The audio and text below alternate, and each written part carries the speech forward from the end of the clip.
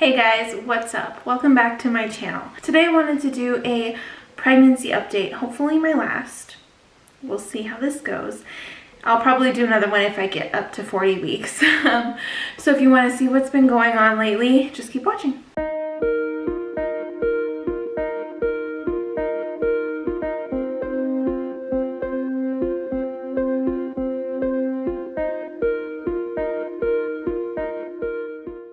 Okay, I probably look kind of crazy because I'm in this giant, comfy, at-home t-shirt.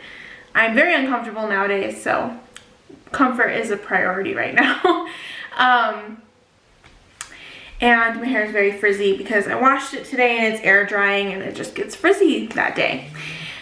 Anyways, so excuse the muffled appearance. I really just wanted to sit down and film a couple videos.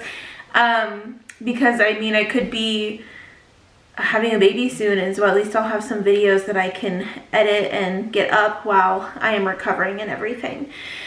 I am currently 37 weeks, and yeah, I'm a little bummed because I really wanted to have the baby on Mother's Day. Mother's Day has passed now, and I really wanted a Mother's Day baby because my daughter was born on Father's Day, and I thought it'd be really cute to have a Mother's Day baby too. And we were so close, but we missed it. That's okay. Baby will come when he or she is ready. So symptoms right now, I have been dealing with a lot of swelling in my hands and feet. So much so that my hands get really they get to be very painful. And it just hurts to use them towards the end of the day. My feet won't be quite as bad unless I'm on them all day, so I will have to rest more, put my feet up more, in order to avoid my feet really hurting. And yeah, so swelling.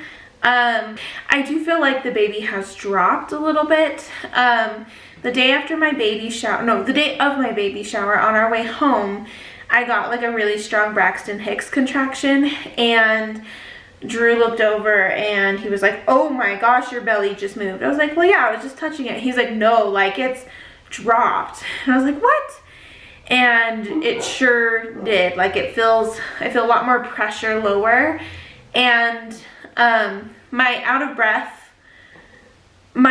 feeling out of breath is not quite as bad. I still do get out of breath because everything is still squished in there. But I can mostly talk to people now without being out of breath. Like before, just having a conversation with someone, I did, and now it's only if I'm like talking really fast or if I have a lot of like walking to do. Normal walking usually doesn't bother me too much. Our farm chores will really get me out of breath. I do get a lot of pain in my hips and my pubic bone area. So what I've been explained is like there are two bones right there, and then there's cartilage in between, and it's all getting loose and everything. And it causes a lot of pain, mostly at night. Turning over at night, lifting my legs is just really, really painful. And whenever I have to turn over at night, it just feels like I have to run the Olympics. Like I'm out of breath, I'm in pain, and I'm like, oh my gosh. And so turning over and everything, and nighttime sleeping in general is just really, really hard right now. I'm not getting a whole lot of sleep just because I'm so uncomfortable. I have been feeling very, very drained, and my nausea is kind of starting to come back a little bit. It's not as bad as it was at all, but I definitely don't really eat breakfast because I'm just so nauseous. And so lunch is a hit or miss, and then I'm usually starving for dinner time. So that's kind of been a bummer to have that nausea come back. And then just being so drained and not feeling very well. Sometimes I get some headaches, and yeah, so I'm in that stage where everything is uncomfortable, and we're in that countdown, and it's like, is it today? Is it today? And it feels like it's never gonna happen. I'm anxious for it to happen, but I'm also trying really hard to enjoy it because I'm pretty sure this is the last one. And so I'm trying to just enjoy this last bit of pregnancy, though it is hard, and I'm so anxious to hold this baby and it's hard not knowing when it's gonna happen. I'm a planner, so me not knowing what's gonna happen is really hard. I got my maternity photos done, and my sister did them for me, and we worked really hard together as a team to come up with poses, outfits. She bought me my dresses, she took the pictures, and I did the editing of the photos, and we just worked really hard, and they came out so beautifully. So at the end of this video, I'll put some of my favorites in here. There's like a lot, so I won't put all of them. If you guys want to see all of them, follow me on Instagram, and I'll have all of them posted there. My Instagram is linked down below. And I don't know, that's kind of it. I've been going to my midwife and also getting an ultrasound every week, mostly because of my history with preeclampsia, which everything seems to be good there this time, but they're just kind of keeping a close eye. It's kind of a pain because I live so far out of town, and we have to drive into town to get there, and I stay at my grandma's all day, which actually that is very nice to be able to spend the day at my grandma's every week, once a week, and spend time with her and go to my appointments. I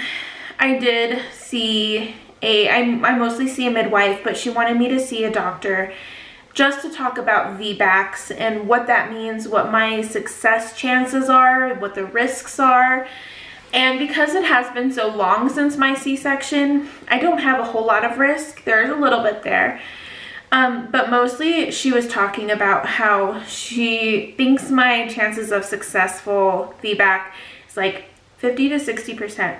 I think it's a little higher, because she said that she thinks that because I did have a successful vaginal birth, and then I got the C-section because my son got stuck, and she wasn't sure if it was because my pelvis was too small for the baby to get through, or if he was just in a bad position. He was in a bad position. He was sunny side up, and his head was turned like this. And I believe that's why he got stuck. I don't believe my pelvis is too small. And he wasn't a very big baby. He was average. He was 7 pounds, 12.5 ounces. So he wasn't huge. And so I don't think that is the reason why he got stuck. But she said to be on the safe side, if I go past 40 weeks and baby's just kind of getting bigger and bigger, she thinks that it would be a good idea to do a C-section. And I'm still super torn on that. I'm really just hoping I'm just going to go into labor on my own before 40 weeks and I don't even have to worry about that. But she did schedule a C-section for the day after my due date. And if we get to that point, I think I'm going to try to reschedule for later in the week, so where I'm closer to 41 weeks, because I really want to give my body that time to go into labor naturally. That is just my dream. My goal is to have a natural birth and a positive birth experience for once. I just want one positive experience to look back on and not have all of them be so traumatic. So that is the goal. They're thinking, you know, if we get to that point, it'll be a scheduled C-section so that it doesn't turn into another emergency one, which I understand that's better than an emergency one. But I'm just hoping and praying that it does not come to that. So that is why I might do another pregnancy update if I get to 40 weeks. Hopefully the baby will come before that and we won't get there. Yeah, so instead of a bump shot right here, since I'm wearing this giant t-shirt, I'm just gonna put in my maternity photos because they are basic. I just did them last weekend, so just a few days ago, so pretty up to date, and they're beautiful. So I'm gonna show you those for my bump date, and that's about it, guys. I hope you guys enjoyed this video. If you did, give it a thumbs up. Make sure to subscribe to my channel, and I'll see you guys next time. Bye.